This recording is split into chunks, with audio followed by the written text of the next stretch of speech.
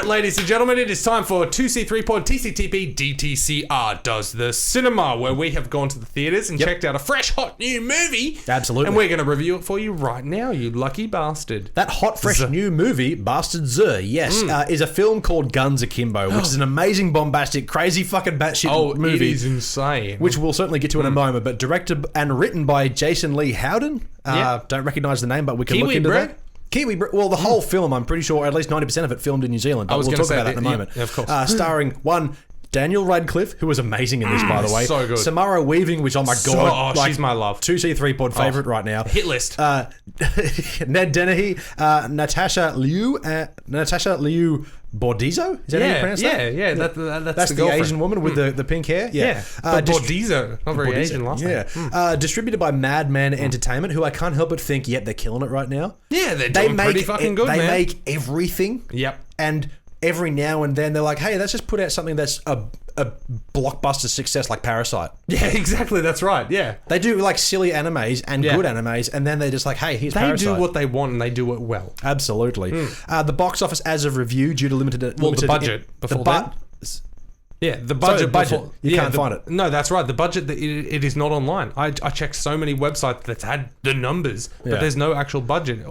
The only thing people are saying is it was a shoestring low budget. Yeah. I imagine looking at this, probably like a $3 to $5 million film. Probably. Something like that. Yeah, but the box office, as you briefly mentioned, due to limited information again, the only box office returns I could find was about $393,839. Bloody hell. Because we spoke about this back on the podcast around September or Toronto International Film when Festival. That trailer, that image came out of Daniel Radcliffe hugging the guns in front of the I showed you, and I still remember then me going, oh, should we talk about this? And you're like, oh, what's there to talk about? And I'm like, it's a fucking cool image. Yeah. But and so we've been talking about it since then. It's had sporadic release dates across the world, but not much reporting done on it, and there's a particular reason for that. But before I get into that, what is it about, you ask? Well, I'm glad you asked.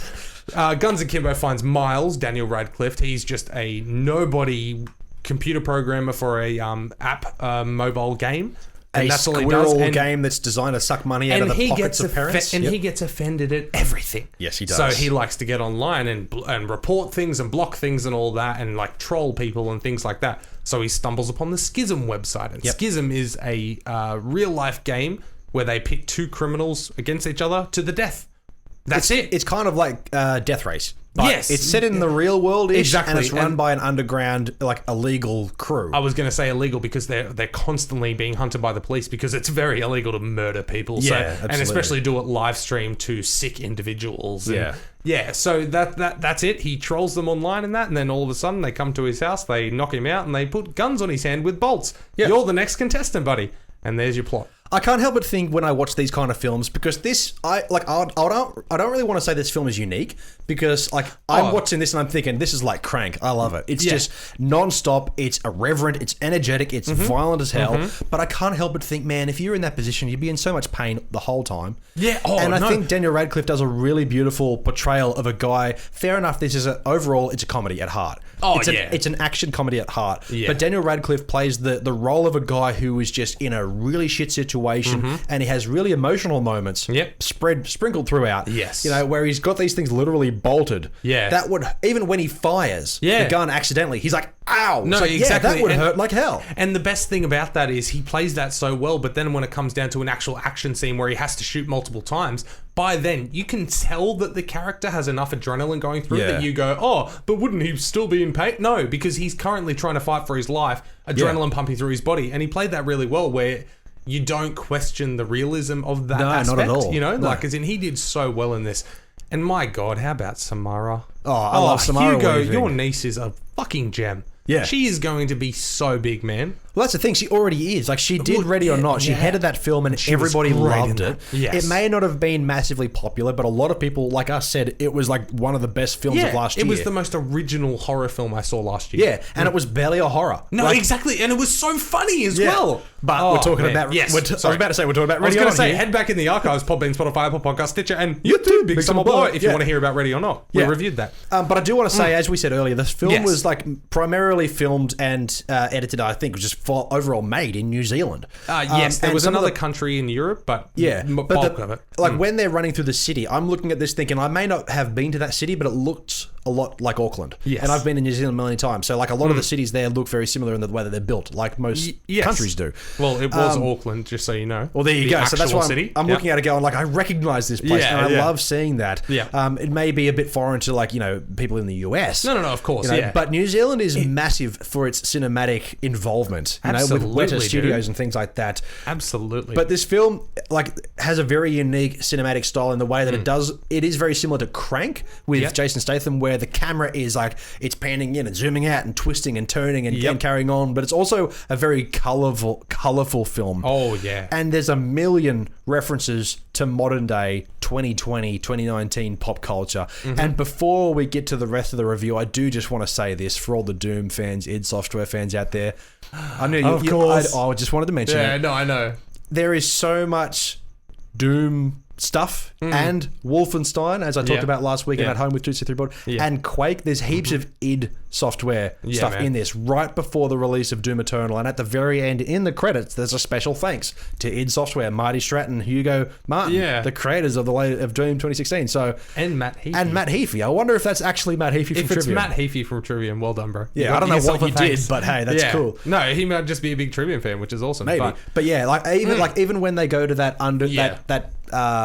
PC gaming club where there's all this Doom's playing on the console. Like, oh, was it? Yeah, there you go. And there's posters on the wall. That doll he holds, that little doll. Yeah, that's BJ Blazkowicz from Wolfenstein 2. There you go. Like it's riddled through that. And I'm sitting there in my chair, just like, I see that. I see that. I see that. I see that. I remember one of the first ones. It was like the poster or like a case for a Doom game or something like Doom that. Doom Eternal was on the coffee table. And you're sitting over there, and I'm just like. You saw. I saw it all. But back to the film itself. Well, I wanted to say as well, there's also a reason that there's not much information going on around the interwebs at the moment about this film. Because Jason Lee Howden, the director, got himself in a little bit of hot water. Because he decided to go on a Twitter rant, a completely unjustified Twitter rant. Like any idiot. Exactly. It was about, he was criticizing critics for, I think there was a death of a critic recently in that, and he started ranting and raving that it was this person's fault, that they killed themselves, and this person, you murdered that. Like, he went on this huge fucking online rant, completely unjustified, no evidence towards it or anything. Yeah. And a lot of critics and things like that, they just said, well, we're not going to review your film. Yeah. And we're not going to do this. And that's why there's not a hell of a lot of... Do you think that's going to be in the recording? Because I can hear it too. Just roll with it, man. Yeah, no, that's fine. I was just making sure so they get the best quality possible. I don't know, but we'll find out. Exactly, that's right. We apologise if you can hear that. But so he's gone on this completely unsolicited online social media rant saying, you made this person kill them, you killed...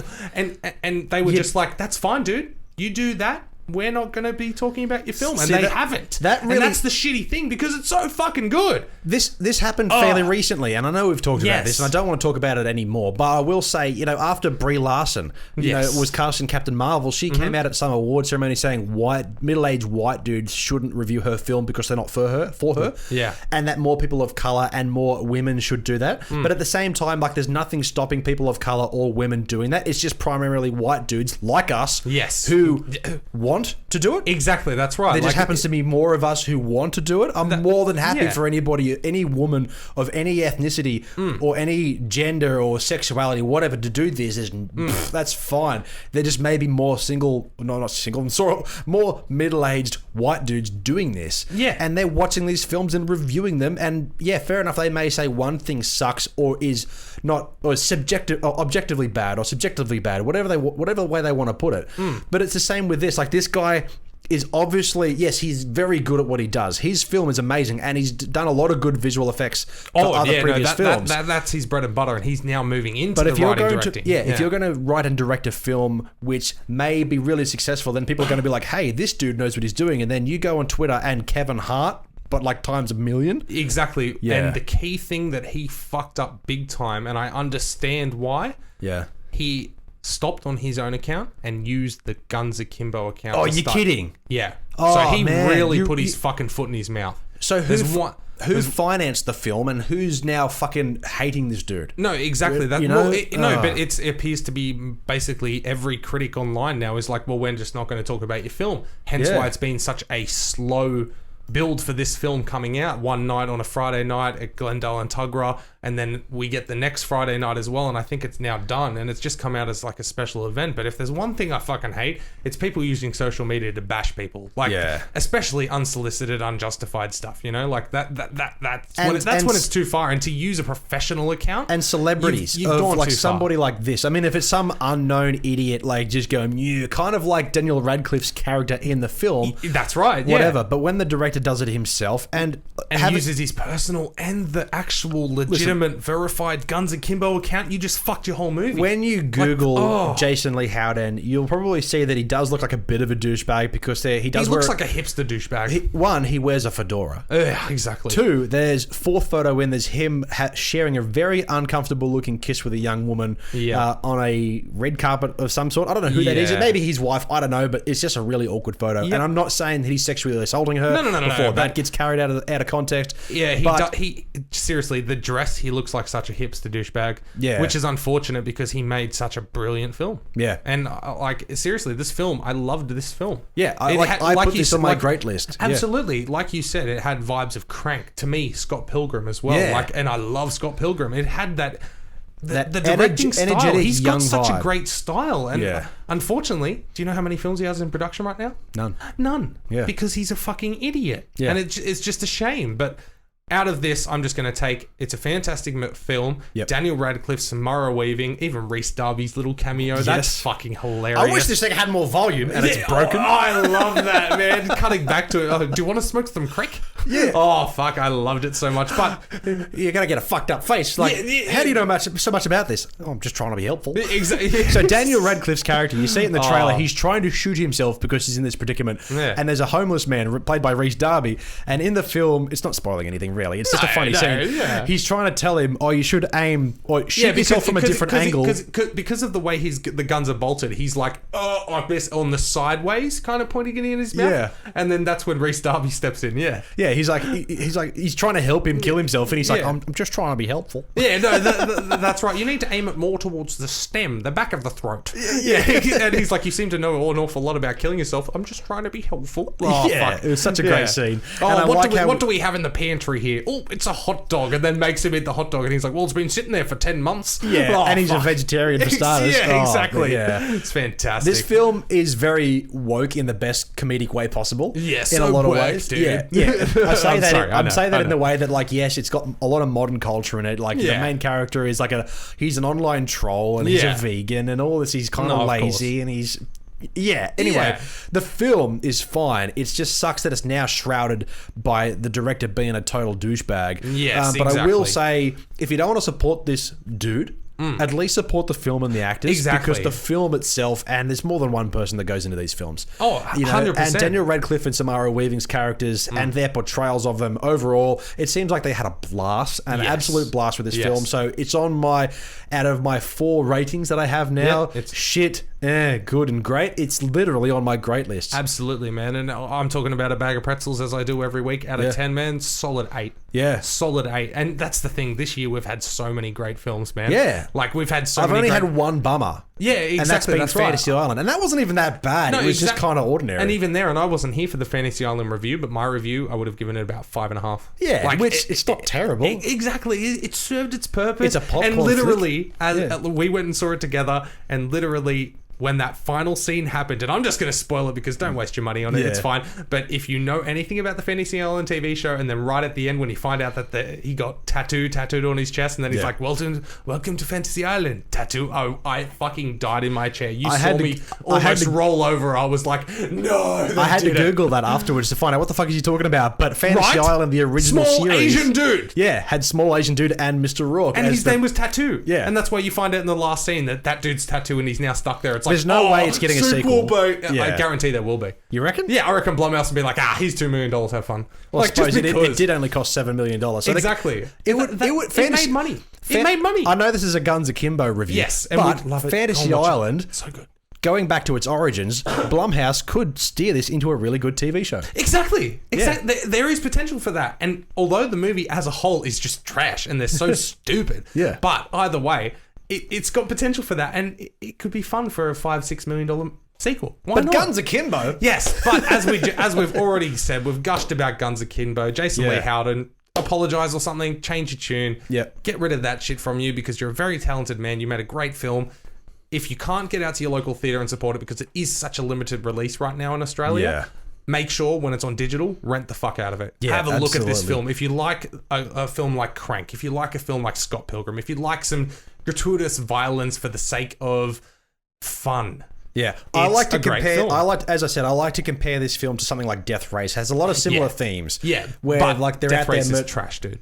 The first Death Race. You don't like it? No. I like it. Anyway, I'm not a Statham guy. But that's fair enough. Moving forward. Moving forward, that's the end of the show. Oh, what? Out of nowhere, curveball. Was not expecting that. Yeah, absolutely. Yes, that has been our show, ladies and gentlemen. You can find us on Facebook, Instagram, and Twitter, all at 2C3Pod, of course. That's right. And if you're listening to or watching us, thank you very much. Make sure to subscribe, but make sure it's on your preferred platform. Podbean, Spotify, Apple Podcast, Stitcher, and YouTube. Big summer blowout. Now you can support the show over at tpublic.com. Get yourself a t-shirt, a mug, a sticker, or a fridge magnet. Support the show in any way you can. Yeah, absolutely. Fridge magnet. Wow. You know what they're good for? What? I don't know. Anyway, you can also support us on Patreon. Head to patreon.com/whatever the thing is, 2C3Pod. Links are all down below. We have 3 affordable tiers that give you extra little goodies as well. If you like supporting the show, it all comes back to you in the form of this wonderful content. So we love doing this for you guys. So thank you very much. Absolutely. But if you've got enough subscriptions and don't want to go to Patreon, we do have a PayPal. 2company3podcast at gmail.com.